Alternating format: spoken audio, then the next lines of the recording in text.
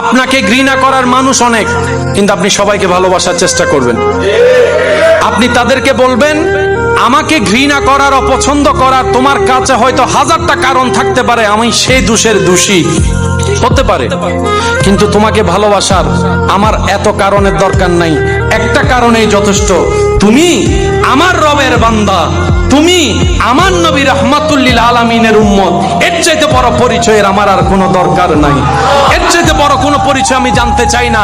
তুমি আমার রবের বান্দা, আমি তোমাকে ভালোবাসি। তুমি আমার নবী রাহমাতুল লিল আলামিনের উম্মত, আমি তোমাকে সম্মান করি। তুমি যতই ঘৃণা আমাকে করো, তোমার জায়গা থেকে তুমি করো, তোমার রবকে তুমি জবাব দিবা, উত্তর দিবা সে বিচারের দিনে, তুমি তোমার হিসাব, আমি আমারটা দিব।